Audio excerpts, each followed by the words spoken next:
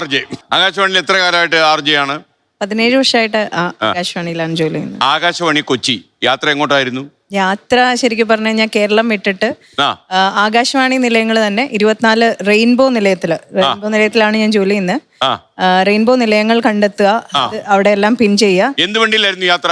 ഞാൻ bullet Thunderbird എക്സിലാണ് യാത്ര ചെയ്തത്. എത്ര കിലോമീറ്റർ സ്പീഡിലൊക്കെ പോകും? അത്യാവശ്യം ഒരു 80-100 അങ്ങനെയൊക്കെ നൂറാണോ മാക്സിമം? അത്ര സ്പീഡ് കുറവായിരിക്കും.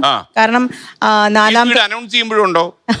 ഇല്ല, അനൗൺസ് ചെയ്യുമ്പോൾ അത്ര സ്പീഡില്ല. കാരണം സാറിന് അറിയാലോ, ആകാശവാണി നമുക്ക് എല്ലാവർക്കും കേൾക്കാൻ അത്രയും ഇഷ്ടമുള്ള ഒരു ചാനലാണ്. അത്ര സ്പീഡില്ല അല്ലേ? അപ്പോൾ ശരിക്കും പറഞ്ഞു കഴിഞ്ഞാല് 47 ദിവസമാണ് പ്ലാൻ ചെയ്തത്. പക്ഷെ 4ാമത്തെ ദിവസം തന്നെ വീണിട്ട് ലിഗ്മെന്റ് എല്ലാം 3 ലിഗ്മെന്റും ഇടത്തേക്കാലില് പൊട്ടി. ഉള്ളിലെ അപകടം പറ്റി. ചെന്നൈയിൽ വെച്ചിട്ട് ഒരു 2 വീലർ ക്രോസ് ചെയ്ത് വന്നാണ്. അപ്പൊ അത് വീണിട്ട് അപകടം പറ്റി. പക്ഷെ ആ 21 ദിവസം ചെന്നൈ തന്നെ നിന്ന് കാലെല്ലാം ആയുർവേദ ട്രീറ്റ്മെന്റിൽ കെട്ടി. അതുപോലെ തന്നെ ഡെക്കാത്തിൽ നിന്ന് ഒരു ക്യാപ്പൊക്കെ മേടിച്ചിട്ടിട്ട് പിന്നീടാണ് ആക്ച്വലി എന്റെ യാത്ര സ്റ്റാർട്ട് ചെയ്യുന്നത്.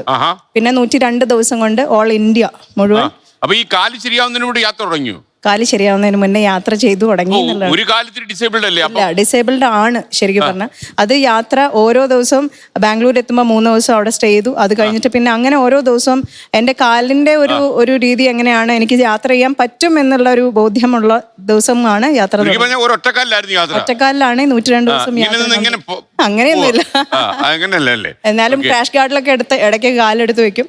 യാത്ര ശരിക്കും പറഞ്ഞാൽ ഈ യാത്ര നമ്മുടെ ഓൾ ഇന്ത്യ സോൾജിയേഴ്സിന് ഡെഡിക്കേറ്റ് ചെയ്തിട്ടാണ് ഒരു യാത്രയായിരുന്നു. ട്രിബ്യൂട്ട് ചെയ്ത ഒരു യാത്രയായിരുന്നു.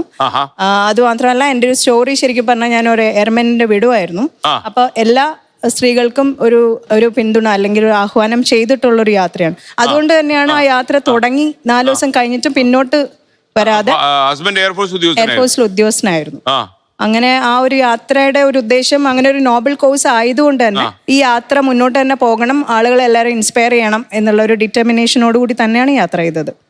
അതുകൊണ്ടാണ് അദ്ദേഹം 97 ഒരു വാഹനാപകടത്തിലാണ് മരിച്ചത്. ഡൽഹിയിൽ വെച്ചായിരുന്നു. അപ്പൊ ഈ യാത്രയിൽ 25 വർഷത്തിന് ശേഷം അദ്ദേഹത്തിന്റെ യൂണിറ്റ് കാണുക, അദ്ദേഹത്തിന്റെ മരിച്ച സ്ഥലം സന്ദർശിക്കുക എന്നുള്ളൊരു ഉദ്ദേശം കൂടെ ഉണ്ടായിരുന്നു. എപ്പോഴും ഇങ്ങനെ യാത്രകളിലൊക്കെ എങ്ങനെയാണ്, ഒറ്റയ്ക്ക് പോവുക എന്നുള്ളതാണോ? അങ്ങനെയില്ല, ശരിക്കും പറഞ്ഞാൽ 44ാമത്തെ വയസ്സിലാണ് ഈ ബുള്ളറ്റ് ഓടിക്കാൻ പഠിക്കുന്നത് തന്നെ. പഠിച്ചത് 44 വയസ്സ്? അതെ അതെ. ശരിക്കും പറഞ്ഞാൽ 2018 ഈ ബുള്ളറ്റ് മേടിക്കുന്നത്.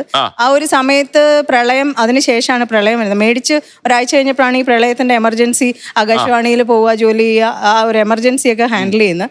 അത് കഴിഞ്ഞിട്ട് ഈ ബുള്ളറ്റ് എങ്ങനെ പഠിക്കും, എങ്ങനെ ഓടിക്കും എന്നുള്ളൊരു ടെൻഷൻ ഉണ്ടായിരുന്നു. ബട്ട് സംഭവം നമുക്ക് അതിനോട് ഇഷ്ടമുള്ളത് കൊണ്ട് ഞാനത് ഓടിച്ചു തുടങ്ങി കഴിഞ്ഞപ്പോൾ എന്തെങ്കിലും ഒരു നമ്മുടേതായ ഒരു സിഗ്നേച്ചർ വേണം എന്നൊരു ഉള്ളിൽ ആഗ്രഹമുണ്ട്. അതൊരു സോഷ്യൽ എലമെന്റും വേണം, അല്ല ഒരു സോഷ്യൽ കണ്ടന്റ് വേണം എന്നുള്ളത് ചെറുപ്പം മുതലേ ഒരു ആഗ്രഹം ഉള്ളതായിരുന്നു. അത് സംഭവം നമ്മുടെ ഈ ബുള്ളറ്റ് ഓടിക്കുന്നതിലൂടെ എനിക്ക് നടത്താൻ സാധിച്ചു.